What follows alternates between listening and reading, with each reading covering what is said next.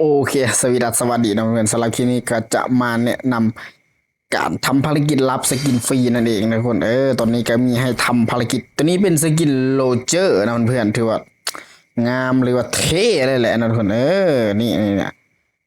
เขาต้องได้34โทเค็นเขาจึงจะเปิดได้สกินโรเจอร์นะแลกสกินโรเจอร์นั่นแหละก็คือจะมีล็อกอิน6 วันนะทุกคนแล้วก็ล็อกอิน8 วันล็อกอิน11 วันล็อกอิน14 วันล็อกอิน17 วันนะทุกคนแล้วก็มีภารกิจอยู่นี่ก็คือเล่น6 ตาเล่น10 ตาแล้วก็เล่น16เล่น21เล่น24เล่น30โอ้โหเขาต้องเล่นแบบเกมโคตรหลายโคตรเยอะนะทุกคนแต่เป็นสกินที่ว่างามนะทุกคนมันไอโบมีตัวอย่างให้มาเบิ่งแต่ว่าตัวนี้เป็นโรเจอร์นะทุกคนถ้าคนใดที่ว่าเป็นเมนโรเจอร์นี่ควรเก็บสะสมนะทุกคนก็คือว่าง่ายๆทุกคนบ่จะเป็นต้องมาแลกพวกนี้ให้จงมาแลกกล่องนี่นะทุกคนถ้าอยากได้สกินนะถ้าเขาไปแลกพวกนี้นะเดี๋ยวมันจะบ่พอนะทุกคนแลกพวกนี้นะเขาต้องเฮ็ดภารกิจล็อกอินแต่ละวันเนาะทุกคนแล้วเขาจังมารับสกินโรเจอร์อันนี้คือเป็นสกินโรเจอร์นะอีกอันหนึ่งตัวนี้แอกลาดนะทุกคนตัวนี้ไอได้ไปแล้วตัวนี้สกินแอกลาดนี่ไอได้แลกไปแล้วก็คือสำหรับคนใดที่ว่าบ่มีฮีโร่กันแลกอันนี้ได้ทุกคนก็คือเป็นเหรียญที่ว่าเขาสามารถใช้แลกฮีโร่ได้ตัวนี้นี่เหรียญพวกนี้แต่ของไอมีเหลือๆเพราะฮีโร่ไอมันมีทุกโตแล้วทุกคนก็คือบ่ได้ใช้เลยล่ะมันมีทุกโตหนะ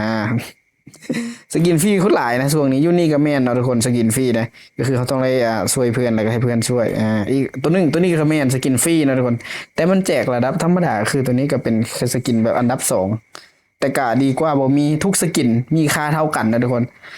บวกถ้าแท่งบวก HP 100แต่ถ้าว่าฮีโร่ทั่วไปก็คือบวกดาเมจ8%บ่ว่าสกินงามหรือขี้ร้ายเท่ากันเลยนะทุกคนให้ทุกคนเข้าใจอยู่ตรงนี้เนาะตัวนี้ก็คือโอ้โหแค่7 ชิ้นนี่ก็แรกนี่ได้1สกินแล้วนะแต่ตัวนี้ไอ้น่าจะมีทุกโตเลยแล้วทุกคนมีทุกโตแล้วล่ะส่วนกิจกรรมพวกนี้ก็เฮ็ดภารกิจไปเรื่อยๆเนาะทุกคนถ้าคนใดที่ว่าได้ตัวนี้นี่ได้ตัวนี้นะถ้าทุกคนบ่ฮู้แนวเฮ็ดหรือบ่ฮู้เนี่ยเอาให้ทักมาหาอ้ายเนาะเฮาสามารถเปลี่ยนเป็นเพชรได้นะถ้าทุกคนซุ่มได้ตัวนี้มันเป็นทองคำแท้99%เลยคือตัวนี้นี่ได้หลายกว่าหมู่เพชรเนาะตัวนี้ก็เป็นตัวที่2ตัวที่3ที่มี3อย่างถ้าคนใดที่ว่าซุ่มได้นะทุกคนมันยัง500ไปชิ้นมันมีคนซุ่มได้แต่อ้ายพยายามติดต่อเขาบ่ได้ตอนนี้ก็อยากไปเฮ็ดให้อยู่นะทุกคนติดต่อเขาบ่ได้ถ้าได้เพชรมาก็ส่งสกินปั่นกันนะทุกคนโอเคสำหรับคลิปนี้นะทุกคนอย่าลืมเข้ามาเฮ็ดภารกิจนะทุกคนสำหรับคนใดอยากได้สกินฟรีของตัวนี้โรเจอร์ถือว่าโอเคเนาะเกมแจกสกินฟรีหลายอยู่ช่วงนี้เนาะสะสมไปนะตัวนี้ของอ้ายก็มีอยู่ที่561สกินนะทุกคนอย่าลืมสำหรับคนใดที่ว่าอยากเห็นไอลงคลิปแบบเก่าๆก็ลองคอมเมนต์มาเบิ่งนะทุกคนว่าอยากให้ลงคลิปแบบใดนะแบบเก่าๆนะแบบช่อง